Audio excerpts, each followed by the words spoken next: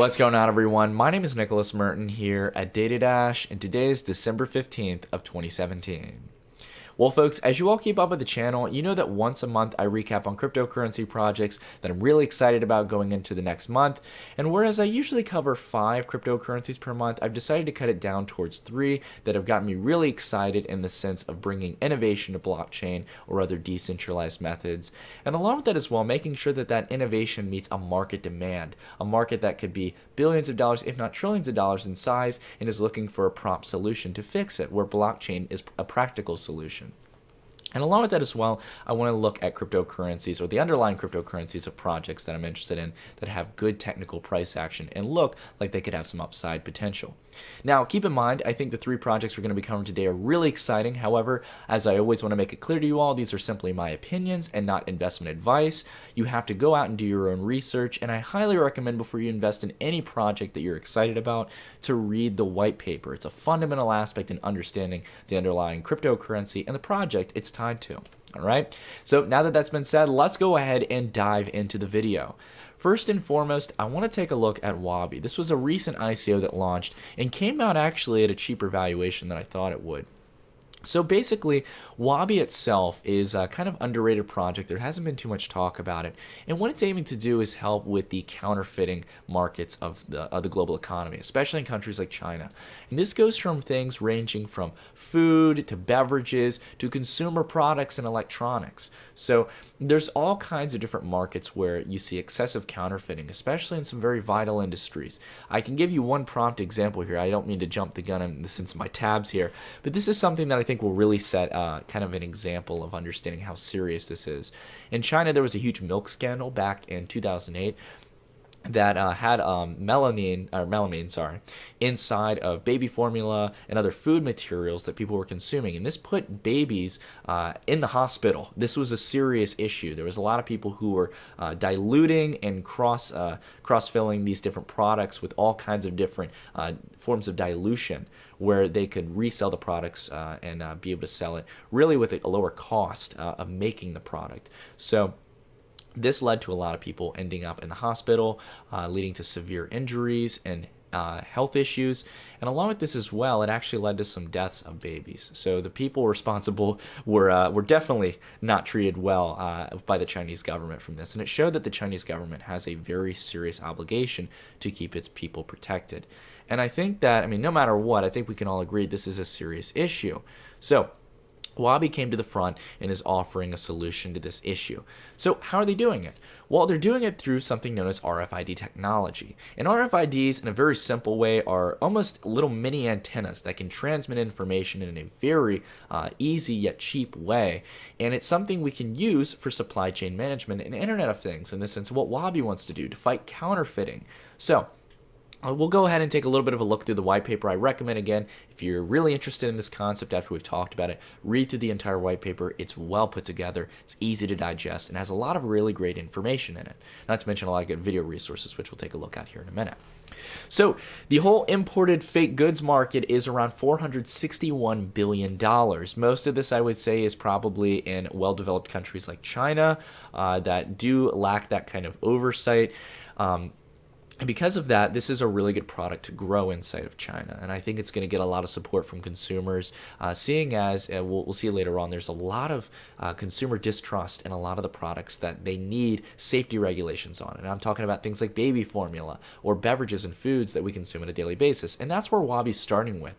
So they're going to be utilizing this blockchain technology and RFID labels on products where you're able to use your mobile phone with the mobile app that they have to scan next to the RFID, and within about 1.5 seconds to 2 seconds, you can verify not only if that product is legitimate, so it hasn't been tampered with, but along with that as well, you can get a complete track record and history of where that product has been, who's touched it, what facilities it's gone through, what location that is on a geographical map, and we'll take a look at it right here. I'll even show you in real time. They have video footage of it right here. You hold up your phone to the RFID chip, and instantly within about a few seconds, it gives you a verified check. And after that, it loads the history of where it's been and where it's transported. So again, really exciting stuff on a very conceptual basis. They have a functioning product, functioning technology. This isn't something that they're, conceptualizing on and saying, oh yeah, we might have a market for this, or we might be able to build this. No, they have actual functioning RFID labels on the given products, and they've already done, as we scroll through here, they've actually already done their first phase of testing. Now, what's really great as well is that they have a really good kind of medium here. The RFID labels that they have on the products are robust enough to make sure that they last through the entire supply chain process, but at the same time are fragile enough to where if someone tampers with them, then they are foolproof to be pretty much cut off offline. So in the sense of fragility, if you were to remove the label of something, let's say for example we were trying to tamper with some kind of baby product, for example, and we took off the top label where the RFID label is on. If we take that off, we try to tamper with it and relabel it on another product, it's going to break the RFID label. And because of that, when someone holds their phone up to it, it's not going to scan it. So it's going to let the consumer know that it's a faulty product. And I would assume that the case of it possibly breaking during the supply chain management process is minimal. And if so, maybe they can work upon it and make it better over time. The RFID technology can always get better from the parent company. But the cryptocurrency itself has a really good system in place. So again, read through the white paper if you want to see how it works on a technical basis. Basically, in the sense of the cryptocurrencies, we'll scroll down and we'll look through some of this video content later on. One of the important things to understand is, where's the value of the token and really how far can this go? Well, you're not only just regulated to China, you're not regulated to Asia, you have the entire world at your market. You don't just have baby food, but you also have pharmaceuticals, you have alcohol, you have all kinds of different industries where people need to have consistency with the product. And this can go outside of those consumer goods. It can be, or rather food or beverage consumer goods. It can be electronics. It can be designer wear, as we were talking about earlier, with big brands like Gucci and Rolex and all these different things that need a sense of verifying that they're quality products and letting you know where they've come from. Along with this as well, it's not regulated to offline stores, going into retail locations. You can do this online as well to know where it's been shipped from, know the consistency of the product, and who's been shipping it out, and what's the source of where it came from. So again, lots of great stuff in here. The currency itself, though, which is what I really want to get down to here on the white paper, and as you can see, they've already been pitching this out in innovative events in China and Russia. There's a few different ways that you can use the WaBi token. First and foremost, it can be used as an exchange for goods within the WaBi ecosystem, so things that have the RFID tag, and they can help with loyalty they have a loyalty program built inside the app for WaBi's token, or the Walima's token. The Walima app, which is the parent company of the WaBi token.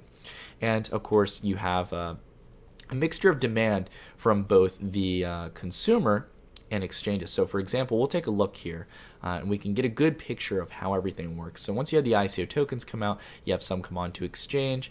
Some are bought from consumers and they're able to access discounts and stuff by using the WaBi token. And they can go ahead and pay for products. They're also rewarded WaBi once they're spent on goods that have the RFID tag as well. And there's different, of course, loyalty programs. So it encourages a system of consumer adoption, encourages them to actually use the WaBi token to buy these products. So lots of interesting stuff. I think it's good, not just on a sense of adoption, in the sense of this being a valuable cryptocurrency, but I think this is really exciting stuff. And again, if you want to see something we were talking about earlier in the sense of tampering it, we can see it right here again, where they actually work with it. It's confirmed, the RFID chip is red. But watch what happens when he starts to tamper with the actual label. So he's going to show it here in just a sec. He's going to rip off the label of the lid. Let's say, for example, you wanted to fill something else in there. Well, if you do that, like he just did right there, watch what he's going to do when he scans the actual RFID tag on the top. It's not going to work like it did previously. So we'll just give it here a second. Let's see what happens once he does it. It shouldn't even come up with the reading. So you go like this. Doesn't even pick it up because you snatched the antenna of the RFID chip. So really cool stuff. I think it's pretty much foolproof in that sense. And if there's any problems, of course, they can fix it very quickly. And I can't wait to see the adoption that they have. Now, not only do they have the Walima app already launched on the App Store, and thousands of people already using it, but along with that as well, you have the partnerships that are coming up in January. So this is more on the kind of side that I'm really excited for in the coming month of January. We can already see that they've been working towards getting everything prepared for WaBi, but along with that, they're launching a lot of their big partnerships for baby food and alcohol. These are going to be huge for WaBi. It's going to not only be great that they're getting into these industries that usually either get diluted or manipulated in some shape or form throughout the supply chain process, but along with that as well, it's going to be awesome because it's going to bring a lot of publicity. And as you can see from a lot of the videos, if you go through the white paper, they have links in the bottom right corner of videos. They interviewed a lot of Chinese consumers in stores, and they were very concerned about how to actually tell whether or not a product has been tampered with. They said that they always fear about it, but really there's no way to tell it. And they said that they would be absolutely willing to use a WaBi system and use the RFID chips for these products. So again, really exciting stuff. They've already got some press coverage from BBC talking about how you're able to use blockchain and this high-tech RFID to spot what's inside these products and where they've actually been. So really excited about that, and hopefully we can avoid these events in the past. Especially, I know China is going to be a big supporter of projects like WaBi because of it. So just letting you all know, before we go any further and stuff in talking in the sense of technical price action, I have bought my first kind of long-term position in WaBi. I was waiting for it to have a dip after the ICO launched onto market, and luckily it came down and almost gave not a complete half discount, but from its highs around 9,200, it's gone down a decent amount. And I bought my first portion around the 5,750 range, if I remember correctly, somewhere around there. And I got my first good portion for the long term. And I'm going to hold it out through the month and maybe even a little bit longer if WaBi really starts to get some publicity, gets used on the mainstream in China, and gets more partnerships going forward. I think WaBi is going to do great coming into 2018. It's one of the projects that's kind of come up, and I'm glad my fellow moderators have been talking to me about it. So in the sense of technical price action, what we're really going to look for here is a successful launch going into 2018 when they lock in the partnerships at the beginning of the year, and hopefully seeing a curve up and breaking up above this price action. And we can see this in the next week or so, but I think honestly by the end of the month in January, in my personal opinion, we're going to be way above 9,251 Satoshis. We're going to get past the previous highs here, and we're going to break out to new levels. That's just personally my opinion here, though. But it's dependent on a few factors, making sure that WaBi actually gets adopted by consumers, and we really see a lot of good media and publicity around the project to get people excited and get user adoption in the end. And hopefully, the WaBi ecosystem will work. Hopefully, people will use the tokens and create a good circulation of the currency and build a nice demand for it. All right, so next up is a project you guys are probably tired of me talking about by now, but it is no other than Substratum. And Substratum itself is still one of the most anticipatory projects in the space that I'm excited about, and it's because they're trying to decentralize the web, something that I think is much needed right now, especially with fears of censorship and a lot of worries on the both the centralization of the industry itself, but along with that, bringing back the power back to consumers. And I love any kind of aspect of technology that tries to use blockchain or other decentralization methods to bring entire multi-billion-dollar, if not trillion-dollar industries into the hands of the people again, to really build a truly decentralized and fair platform. And that's exactly what Substratum's doing, trying to do with web hosting. So again, I could ramble on about it for hours. I think you all know generally what Substratum's all about. And if you want, you can go check out their website. Much like all the other links and resources that I referred to in this video, I'll have them in the description. I've talked about it a lot, and I've done a video. I was one of the first people to cover Substratum. And they've got a great white paper to go through as well, so you can really understand the technology. But really, I want to talk about what's gotten me excited about Substratum recently. There's a few things that have really kind of piqued my interest. First and foremost is the recent Substratum Cores network video that came out explaining how information transfers over the Substratum network and how different requests actually get the information they need going through the different relays in the system of how Substratum core system works. So if I'm actually going to have to pull up the little acronym here. I think they have it at the end of the video.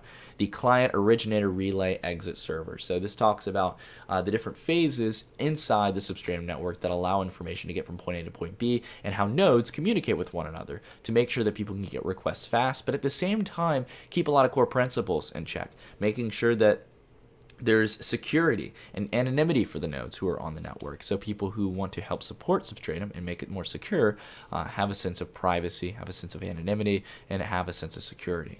And I really recommend, though I can't talk about the entire video itself, I recommend you go watch this. I'll leave it in the description down below. It's a really cool system to finally get a grasp as to how Substratum is working. And I learned a little bit about this in a philosophical sense on how Substratum was planning to do this when I went to go visit their HQ back about a week ago, where I got to go up into Ohio and I got to meet the team first and foremost,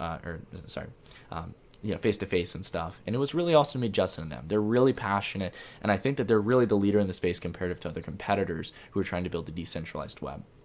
But in the sense of timing, Substratum couldn't have come at a better time because there's a lot of concerns right now. And of course, I don't want to try to debate about this, but I know a lot of people out there are worried about the censorship aspects that could come with the recent repeal to net neutrality.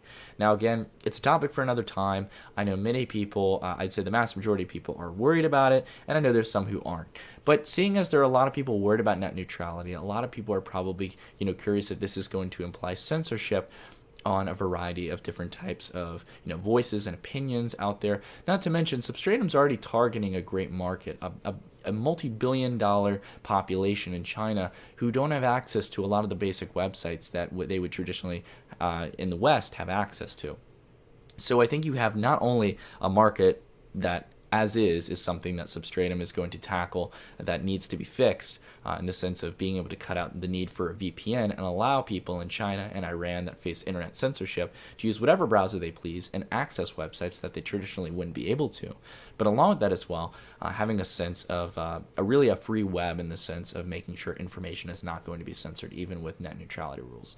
So again, really exciting stuff. Great timing on Substratum's part. And as we can see, Substratum has been getting a little bit of attention with the FCC coming out with the ruling yesterday. There was definitely a big run-up. And I think we're going to continue even higher, honestly. I'm a long-term investor in Substratum, as you all know.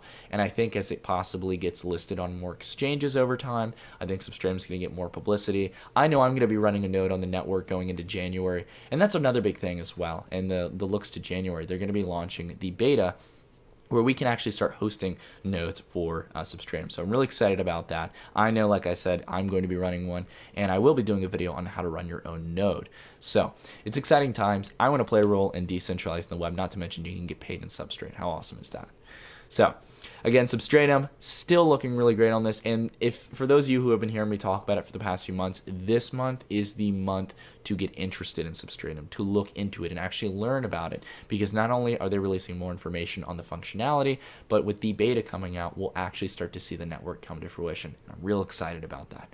So last but not least, let's talk about Neo. I know many of you out there are avid Neo fans out there in the community, and many of you are like, Data Dash, you don't talk about Neo enough. You don't talk about Neo like you used to and stuff. And guys, I'm not negative on Neo in any regard and stuff. It definitely had kind of a slow period, but Neo's starting to pick up again.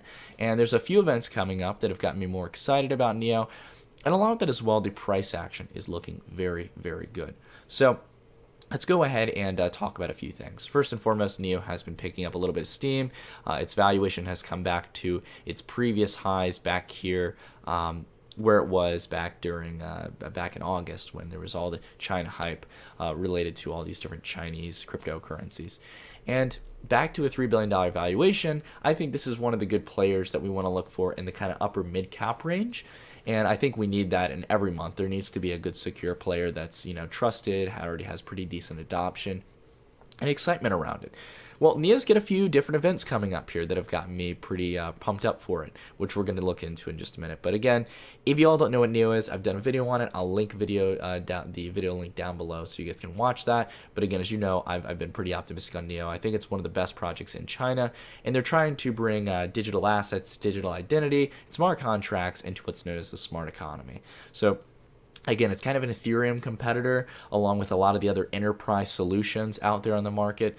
But we'll actually learn that, for example, the first event that is coming up in late January is Neo DevCon. So this is going to be hosted in Silicon Valley. Sadly, I will not be there. I'm back here on the East Coast, but I was in Silicon Valley previously. this is going to be a really good event for Neo, because one of the arguments made against Neo is that it doesn't have a great developer community. And this goes along with a lot of other different types of enterprise solution cryptocurrencies. And I think Neo's got a great core dev team for the project. But along with that as well, I think this is going to help pull in new developers to build applications on top of Neo and to really make Neo become a stellar competitor in the space. So again, this is good stuff for Neo. I know it's a little bit later in January, but I think the hype going into it will be alive and well. And I think that hopefully they'll have some more details on this and possibly some good news at NeoDevCon. So we'll have to see.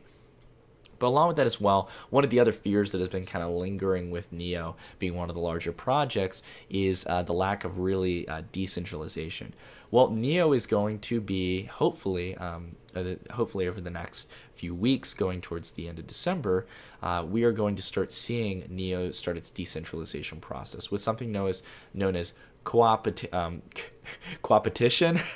I feel like I have a lisp or something when I say it, but basically, it's a system that encourages different participants on the network to cooperate rather than compete with one another, which we find a lot sometimes on decentralized networks.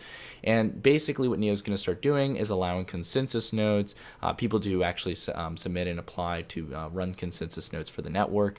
And these are going to be people who have an interest in helping the network run for the long term, keeping it secure and stable. So I'm excited to see this because it's going to start the actual decentralization process of Neo, which is one of the more centralized blockchain projects out there. So really excited about Neo. Right, first and foremost, they're going to be doing it on testnet, and then later on this month, right before Christmas, hopefully they're going to do it on the actual mainnet. So hoping all goes well with it. I'm really excited about it, and I know many people out there in the Neo community are excited about it. But even with all these events, the thing that's got me interested more than anything with Neo is its price action right now. Now, you guys probably will notice right here that I'm looking at the USD chart of Neo. Now, you all know if you watch my channel, I usually do not use the USD charts. Period. I usually don't, because in most cases you want to keep a Bitcoin comparative on your trading. However, as much as I think we are going to outperform Bitcoin this month with Neo, in my personal opinion, even though I think we are going to outperform it in Bitcoin, I want to take a look at the USD chart here because we've been seeing a very consistent pattern with a lot of the market leaders in cryptocurrency. Let's go ahead here, take a look at, for example, Litecoin. Oops. Sorry. Let's go ahead and take a look at Litecoin USD.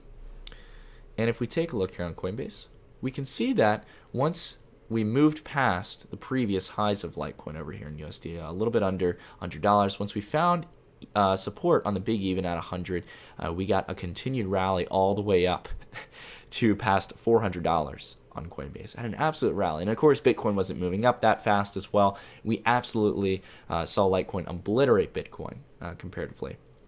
So we've been seeing this in a lot of market leaders. You can, I think, see the same thing in Dash as well. If we take a look back here on Bittrex, we can see as once we got above the $400 level and we came down and found support above it, we had a continued rally all the way up to $875, and it has been doing very well compared to Bitcoin. And you see this with all types of different cryptocurrencies right now, a lot of the market leaders. And I've been looking for that next big leader. Ripple as well did the same thing. Just want to throw that in there to really kind of take my point home here. If we take a look at, I guess we go here to Bittrex. You can see once we got above there at 40 cents, we saw it go all the way up past 80 cents, more than 100% return in USD. So huge rallies over this past few weeks in the market leaders. And I think that Neo is going to do the exact same thing. It just matters as to whether or not we're going to get above here, above $50 in close. And we might see a little pre-run up going towards the end of December, and then maybe a finding of support at $50 going into January. And if we can find that support, I think we could easily see Neo at $100 to $150. If there's enough press, enough adoption over the next few months, enough updates to the network, and also the price action there to confirm it. But we've seen, as much as we've looked around the space, there's been a lot of projects that haven't had too many big updates, no big serious innovations or changes to the network, and they have double or triple valuation run-ups in these cryptocurrencies. And I think Neo could be prone for that next. So Keep an eye on Neo. I think it might be a good play here. But these are my 3 plays for the months, guys. I want to ask, what do you all think about these? What do you guys think about WaBi, Substratum, and Neo? These are projects that I'm really excited about, but I want to hear what you guys think on a fundamental sense. Do you think they're good projects? Do you think the technical price action is good? And do you also feel that these meet serious market demands? I'd like to hear about that in the comments down below. But anyways, everyone, that's it for the video. Thank you all so much for watching, and I'll see you all in the next one. Stay tuned.